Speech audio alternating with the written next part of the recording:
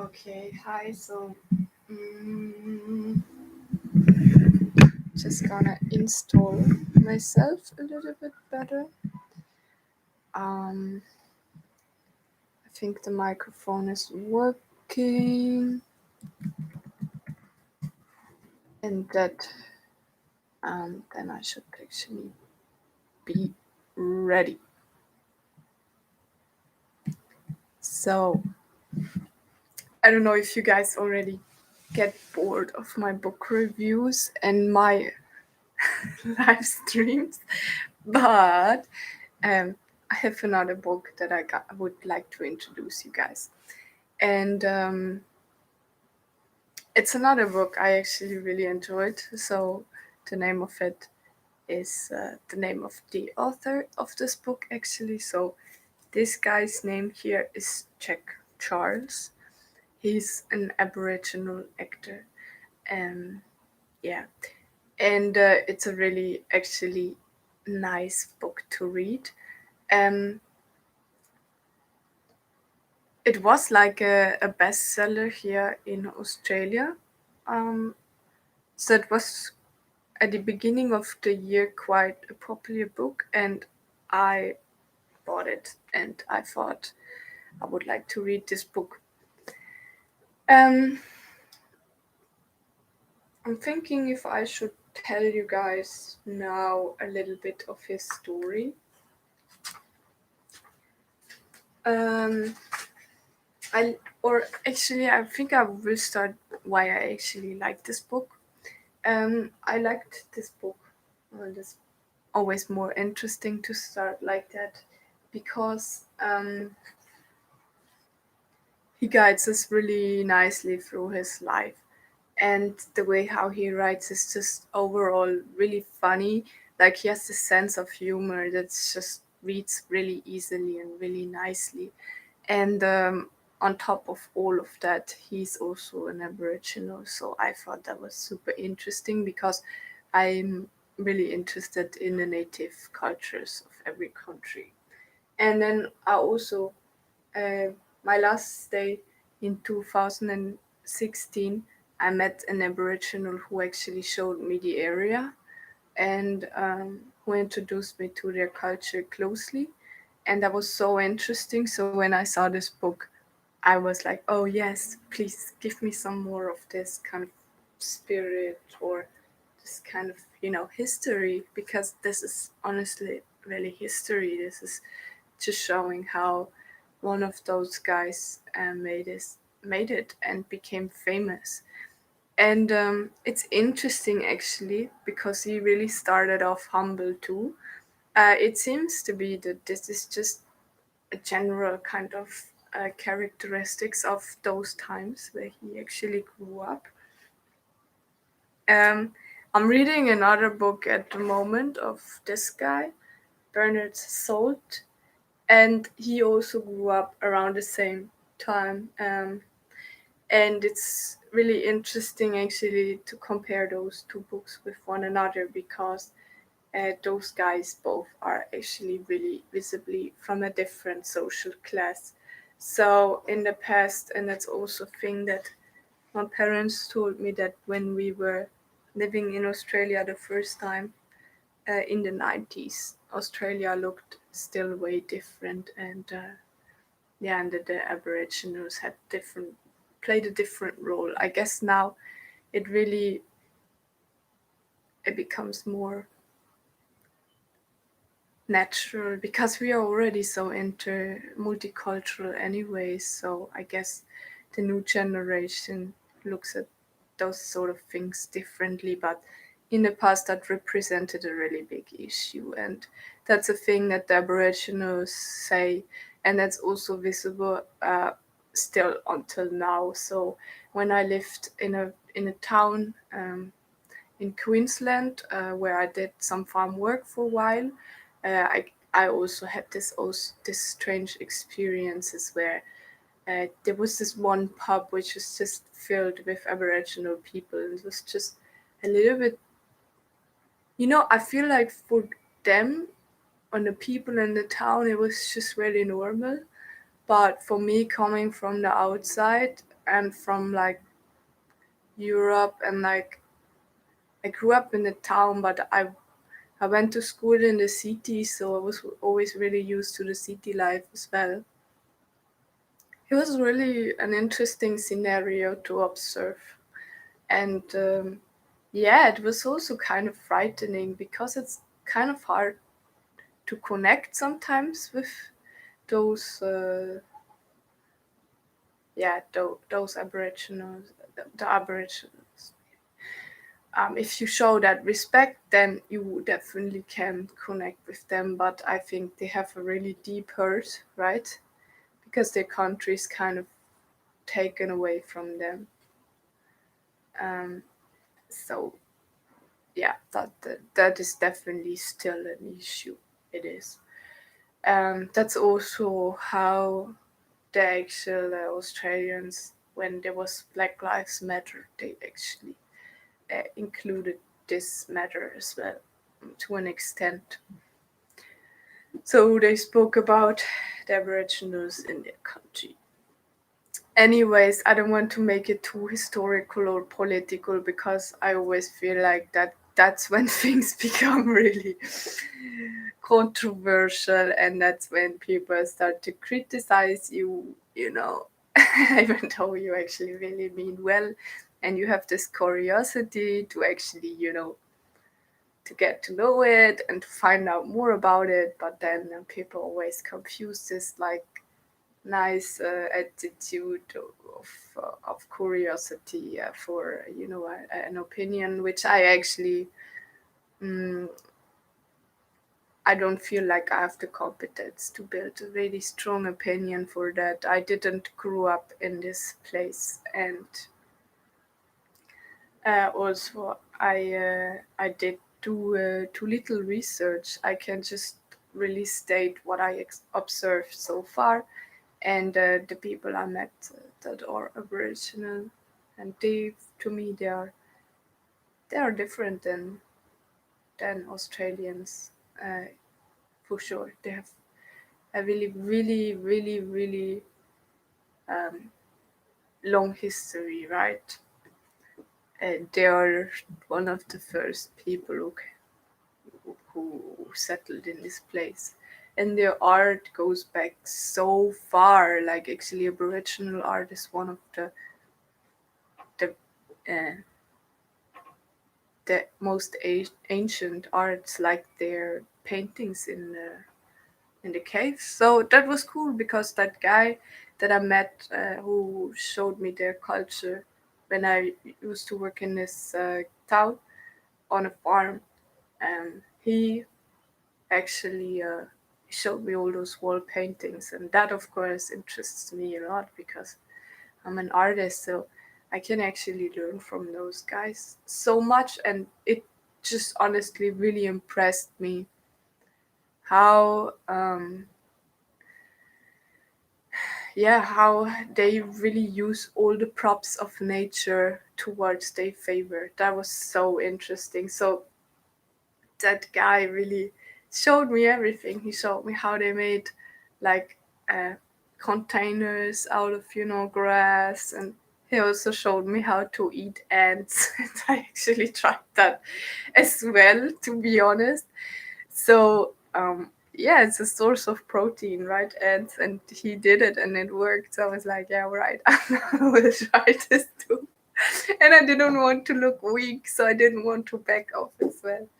So we had a really good time actually, that Aboriginal man and me on that tour, and yeah, and that's when I kind of created an even bigger interest into the culture. And yeah, that, to come back to the book, this is one of the reasons why I actually bought this book.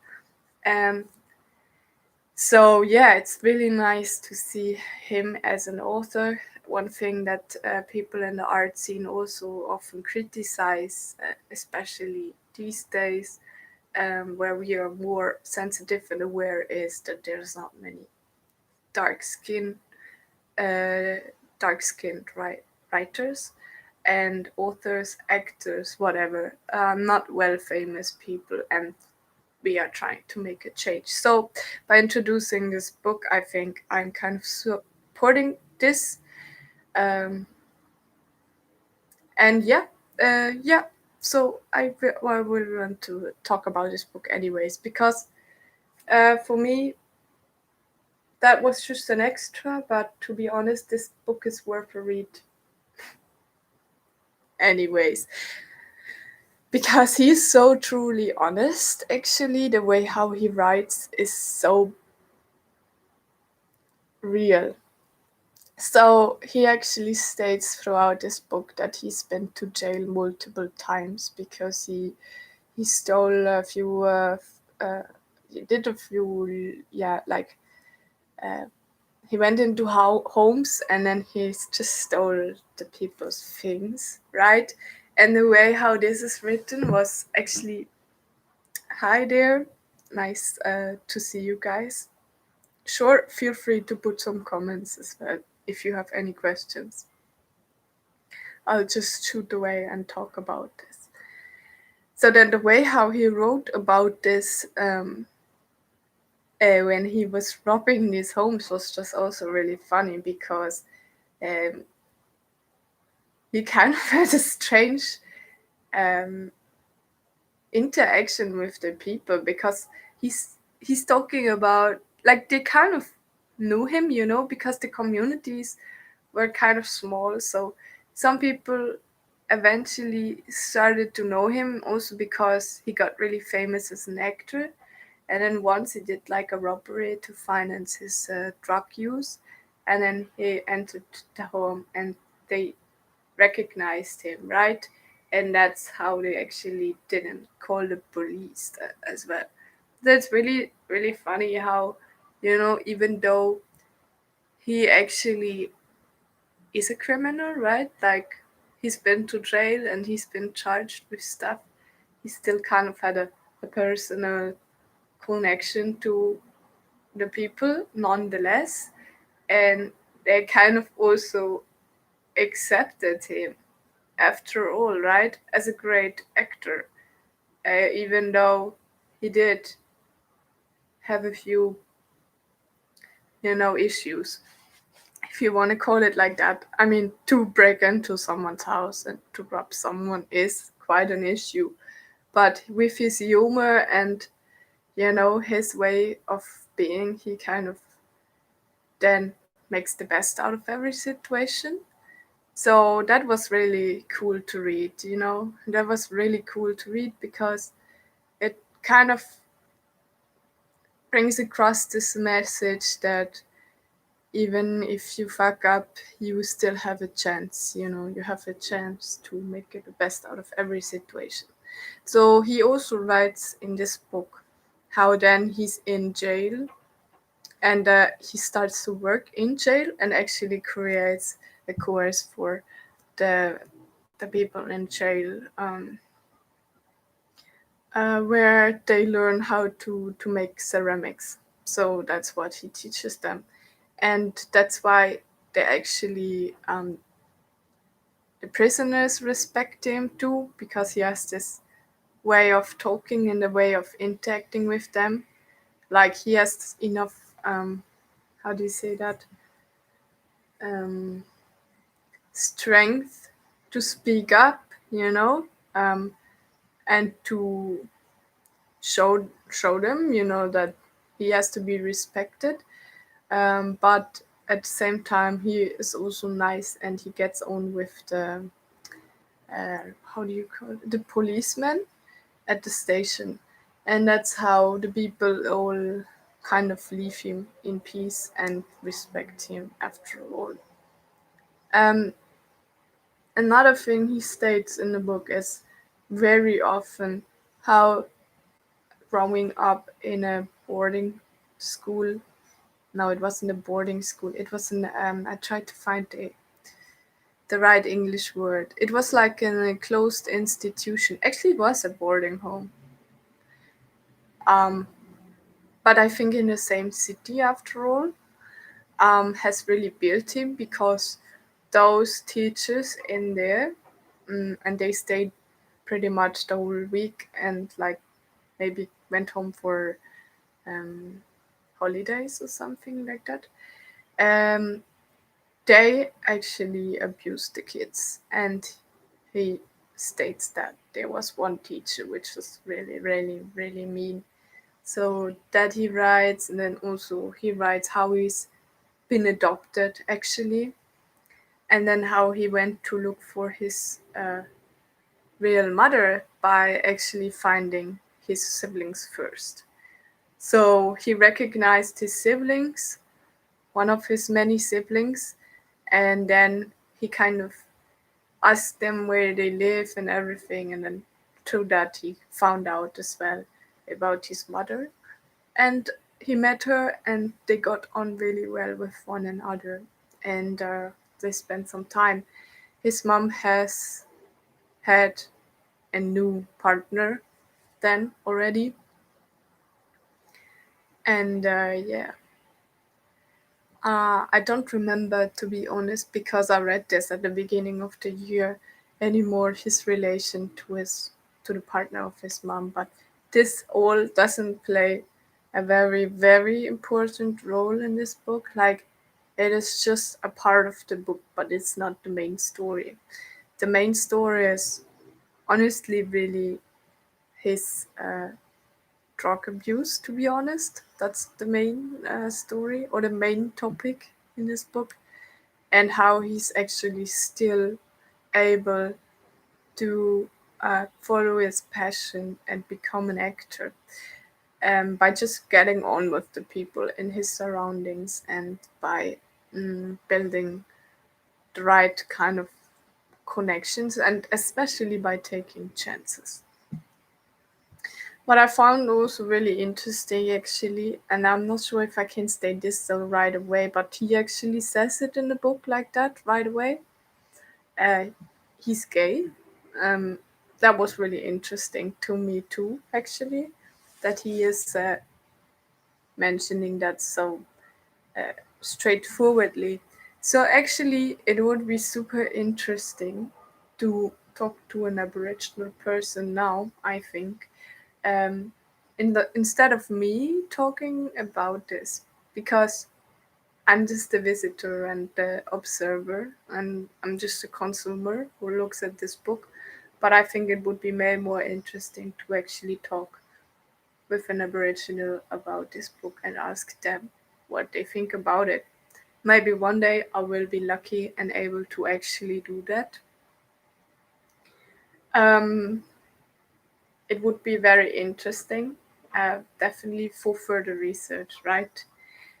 Because when I went to that tour with the Aboriginal in that town that I mentioned at the beginning of the stream, actually, he told me that because he did this guided tours, actually for tourists, so for travelers and tourists, um, and he told me that the people in his town are actually not very happy about that. That's not him in the book. That was another guy that did this tour. And I found that interesting. They said to him, and I state this, that they didn't like it because, yeah, okay, no, I will actually not state that live because that was confidential. But he just told me that they were not happy for certain reasons. Anyways, I found that really interesting, and therefore that makes me come to that question if people, if Aboriginal people supported this book or not. Because he's really honest in here, right? And he portrays actually the culture because he represents someone of the culture. He portrays the culture in a way too. So yeah, everything you contribute matters actually. You represent something, right? And you can define your niche where you belong. But certain factors are just given. The factor like he's an Aboriginal, for instance. Um, he's also an elder of his community. That's what he writes there too.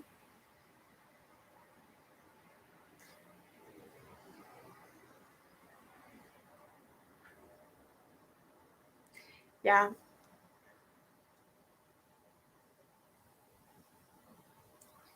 raised under the government's white Australian policy. That's what I mentioned. So that's why he was taken away from his mother too. Um, yes, exactly. Um, devastating impact on him that endured long after he reconnected with his Aboriginal roots and discovered his stolen identity. So I kind of touched upon this when he was living in this boarding school. That was when he really felt disconnected. The thing that was also a religious institution, actually. In this honest and no holds barred memoir, Uncle Jack reveals the ups and downs of this crazy, drugged up, locked up, fucked up, and at times unbelievable life. Mm. Yeah, it's a super interesting book. And I actually summarized it pretty much already. It's not at all boring though, if you actually manage to read this book, because um, just the way how he writes is hilarious, really, because he has this like self humor, and yeah, and that's just super funny. And then in the middle of the book, I don't know if that's in every edition, but in this edition, there's even some pictures of him in there, where he kind of shows. So this is honestly really like a photo album in written format. It's biography, and it's such a beautiful biography because it's actually from a man who's lived a super interesting and actually also super intense life, right? He's had it not easy, and after all, he's made it, and he seemed to be happy. And that was the inspiring part about this book for me as well. This guy was even okay, and happy is the wrong word, but he was even making it through in the prison. The people respected and liked him. So this guy, whatever came, he was actually always kind of happy. He always made like the best of every situation. At least this is how he writes in this book. Um, on the matters, like, I'm sure he wasn't always running around with a smile, but he kind of, you know, he kind of he just lived. He just lived. And yeah, the relationship he had with the policeman who arrested him regularly, that's just the thing that impressed me the most about this book. So yeah, that's it already. I don't have much to tell. I'm not gonna citate any um, chapters for copyright reasons, but I can actually and definitely suggest you this book. It has, I'm just checking, I think 14 chapters, and then an epilogue, and then just the acknowledgements. And it's really nice to read because um, it's a really nice book. I can, and it reads really easily. I finished this book within month, and that's quite fast for me because I'm always reading like multiple books, and then sometimes I stop reading them again. So that's a really good book, and I always find biographies quite hard to read. Actually, to be honest, sometimes I lose focus. For me, it's more interesting to read scientific based books, to be honest. But this is really a good one. Yeah, and then as said, I'm just reading now this book, and I can compare those maybe in another stream with one another. They grew up in the same time, and I can see some parallels already. Um, Specific things that they write align. They actually both grew up in Melbourne, either of these authors. And yeah, I am thinking maybe to contemplate on this book when I make the live stream for this book as well, because they are really from different social classes. But both were really uh, nice to read and interesting. He himself focuses.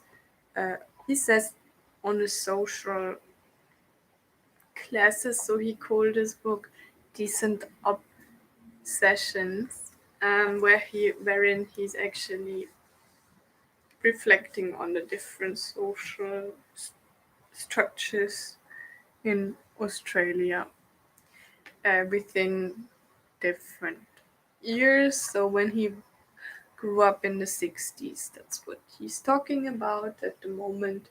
And I'm not quite far yet, I'm just at the beginning of the book. It caught my interest already. The way he writes is also really just nice, kind, um, and funny. It's this Australian, easygoing uh, humor.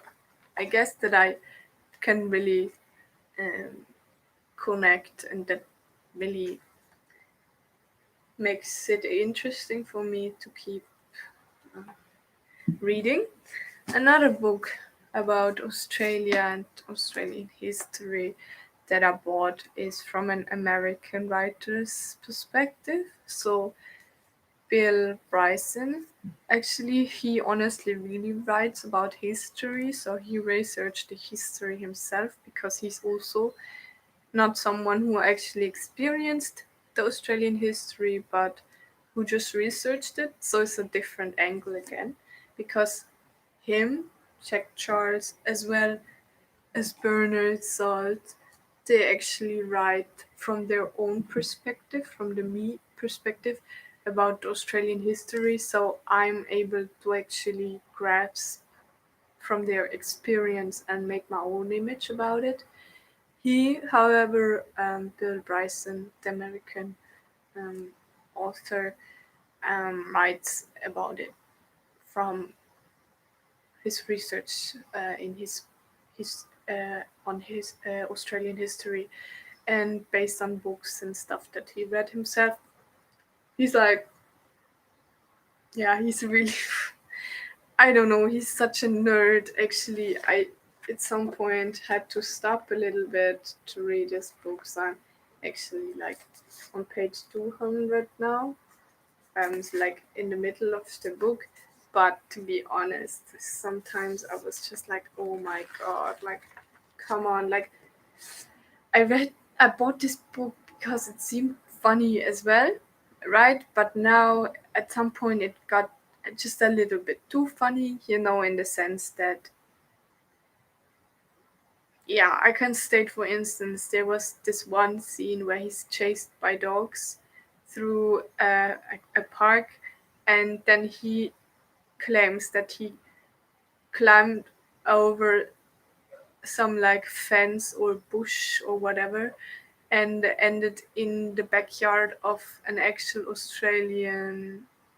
Yeah, and that guy then looks at him, and he's looking back, and then they have like some sort of strange interaction, and then he just leaves the place. When I read this, I was just like, because he thinks it's so funny in his book, he thinks it's a really funny moment.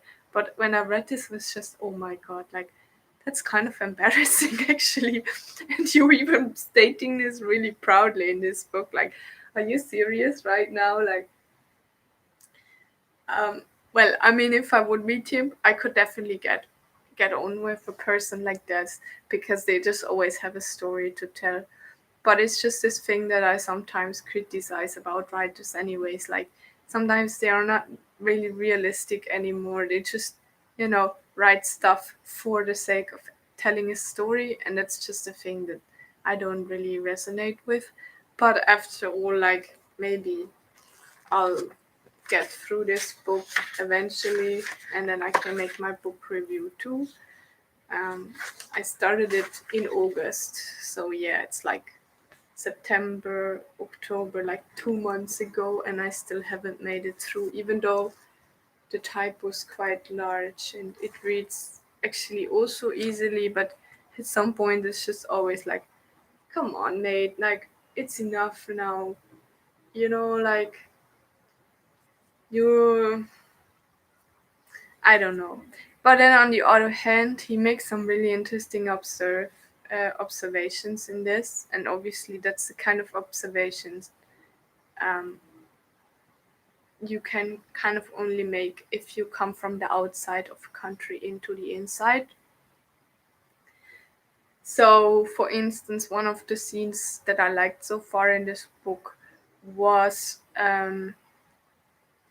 about him going on a bodyboarding experience with his work colleagues. So actually, I think he went over for some kind of book, whatever, in Melbourne as well, and there he actually goes then on a bodyboarding trip with his colleagues or fellow writer friends, however you want to call it. But they're definitely in a work kind of situation, and that's something that I think is really funny and is so true about Australians. I also experienced that when I moved first to Australia. The kind of relationship you have with your boss is right away quite friendly. Like they really want you to have a good time in their country and they really want to show you their culture too. So therefore, they take you on trips and stuff, and yeah, they're quite easygoing on in that sense, and also tolerant. And then there is this really scene where I think it's a jellyfish or something in the water, and then um, like, and then again in the beginning he's just saying how he's trying to bodyboard and he fucks it up really badly, and it's just so boring to hear like a writer like this, talk making fun of himself and on how bad he is at bodyboarding. Like I much rather read more about Australian culture, It's about him again when he tells this story. It's just something that I know it's just my personal opinion, but I just really, that's when I lose my concentration because it's just too long and he's just trying to be too funny and he loses me somewhere in the process. But then what was funny, for instance, was the parts where I can relate. And that was when he actually discovered this jellyfish and then they tell him, oh, you better get out of the water. I don't know if I actually marked this page, but it's so damn funny. And then they're like kind of brushing it off as if it would be like nothing, But then he finds out that it's like a super dangerous kind of situation and he could have had like some major actual like consequences from a jellyfish sting of that species. And that's so funny because that honestly is really very Australian. Like they're kind of surrounded by danger or something, so they developed a completely different relation to things that people from outside Australia, Europe, or obviously now here in American, they just really make a big deal out of it and they are scared like all the time, right? They wouldn't even enter the water because they would be so damn scared. But for Australians, it's just like, yeah, nah, it's fine. Like, just get out of the water now. And then this guy here realizes, by fuck, I could have had some major consequences. I could have basically died or whatever from that. So that's funny, and that's something I can relate to, because I also experienced situations like this. But to be honest, it makes you kind of,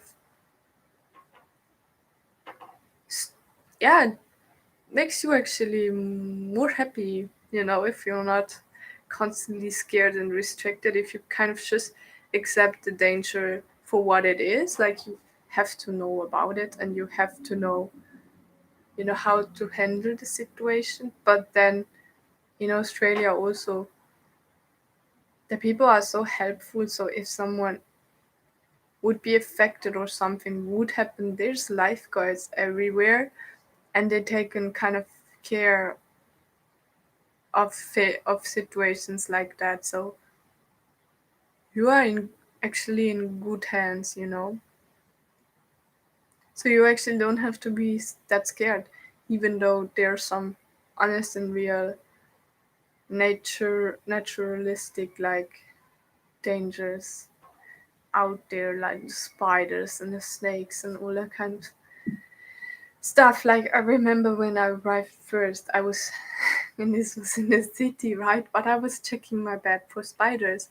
Now that I'm here, I know that there is no dangerous spiders in a house. No, mostly not. And if yes, then you are just so fucking unlucky. Like, you might as well have won in the lottery, to be honest.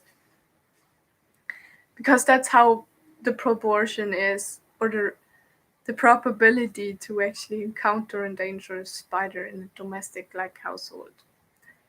The spiders here in houses, they are not actually like dangerous.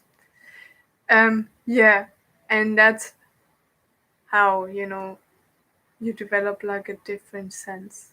You just I think, like my friend Maria said on the live stream that we had the other day, you're always like critical or afraid of things you don't know, and then you have to just start to get to know things. And that is the thing that I still have hope that the other pages might be worth a read too, because that shows really nicely in this book, for instance. So this book is going to be a really interesting review, because I am so critical while I'm reading it, but at the same time, there are some parts where I just have to laugh a little, and I have to be like, yeah, true, it's like that. So yeah, interesting. And then yeah, maybe it's also because I ended up being a bit disappointed, because I've been through this to the same places, and I actually made a work about that travels too, through Australia, right? So I made this book from like 1.5 years of travels, on and off, right? In a visual kind of um, format. So I made a book, photo book, and then I actually edited the pages with scissors, fire, water, whatever I could find, like the analog old-fashioned way. And that was one of my first works, and actually I really liked it. So I was like, I might buy this book and make a live stream where I kind of relate this like written, opinion, or this written form on the country, like where he describes the country, to my visual attempt to describe the country. But now that I'm reading it, like I'm like, oh my fuck, like this guy's talking more about himself rather than the actual country. Like, he really honestly really talks too much about his embarrassing encounters and strange situations. Just the hi to the other people who just wrote me in the chat. Thanks for being here with me. It's nice. I'm actually almost done, to be honest. I was just relating various books to one another, and the original book I was talking about is this one. So if you want to know about this book, you can actually hear about this book in the beginning of this video. Now I kind of started to relate it to some other books I read. So this is an American author that kind of writes about the Australian history, and this one is another Australian writer who writes about the Australian history, but from his perspective. And then, of course, there are some parts in this book too, where he really writes about the Australian history. Honestly, it could be a historical book. You could take out these pages and put it into a historical book where kids have to learn in school about Australian history. Yes, that's definitely part of this book too. And then it becomes strange again because he talks about his crazy, weird. No, this guy, he's like kind of funny, but also comes across like an absolute weirdo. For instance, when he's like sitting in some, like, I hope he doesn't take this personal, in any sense, but it's just really strange to read about a guy who's sitting like in a cafe or something, and then he writes actually on how he's kind of overhearing people's conversations. And he was also, I think he was writing that he was hoping them to ask him to come over to his table.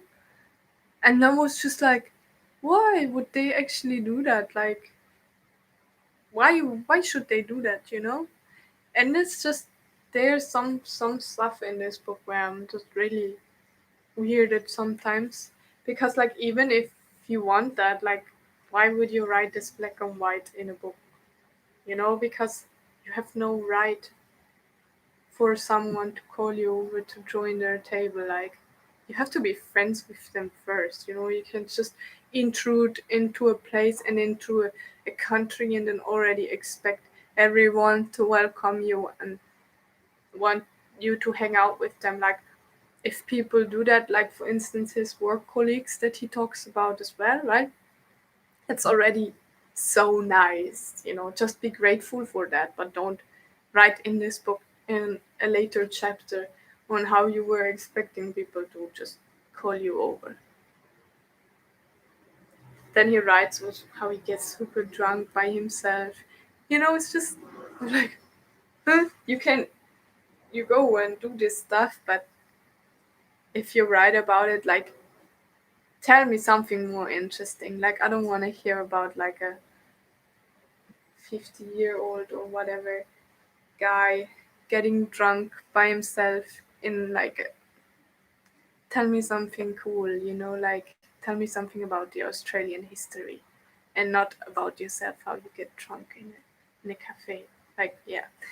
Well, the way how he embeds it was also that he was in Canberra and there was really nothing else to do. Okay, cool. That's nice, but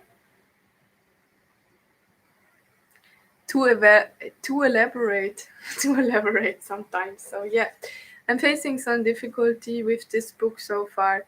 Maybe in the end it's gonna be the one that I will refer the most to and will love the most or something like that, because sometimes this is how it goes.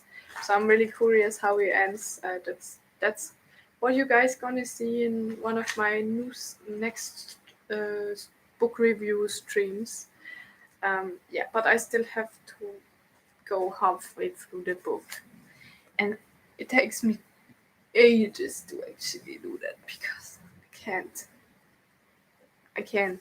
I am 2 months on this book already, but I will make it eventually. Maybe it takes me only another 2 months. Anyways, sorry for being really bold and honest as well, but this is my opinion about this book in specific. And yeah, I hope you guys enjoyed this a little bit and thought that was interesting. Um, I'm doing those book reviews really a year to read a book. Yeah, I'm pretty much sometimes the same. And then I never actually finish the books, and I also feel really guilty. And that kind of keeps me away from actually reading the book at all, like to read books at all, to be honest, because then I'm so disappointed with myself that I didn't finish the book for some strange reason. I didn't make it through. And now I actually developed this technique that I enjoy the process of reading, too.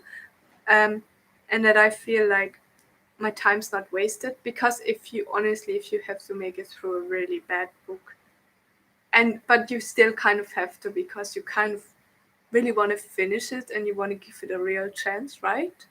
You want to like a book, right? That's why I developed this kind of strategy to just really mark stuff and honestly also write my own thoughts on it. So the way how I use this, like, and that's why it for me is really important to read on paper. Like, I don't like to read in a Kindle or something. I need the paper because I actually write on it and I want to keep it, and it will become kind of part of my work, right? So my idea is to kind of create also like a library with that books that I kind of re-edited and made them into my diaries, because sometimes there's specific parts, that really resonate with you, and then you might learn something and relate it to your own kind of experience. So that's the part about it that kind of gives me this gratification now.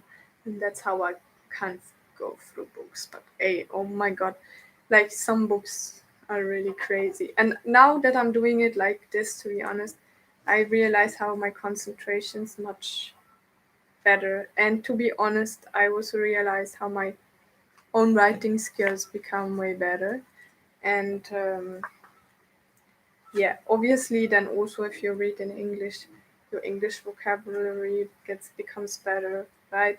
So there's nice positive effects reading has on you, but yeah, I like things that you know pay off right away. I'm impatient. I can be honest. That's probably also why I had to become a photographer, because I don't have much time, for instance, to do a painting. But now, as I develop and grow, that's how I actually start to enjoy the process of creating things. And yeah, now I also start to paint, right? You guys see me always on my live stream, so I'm starting to find, or to allow myself, I guess, to find joy in things that don't pay off right away.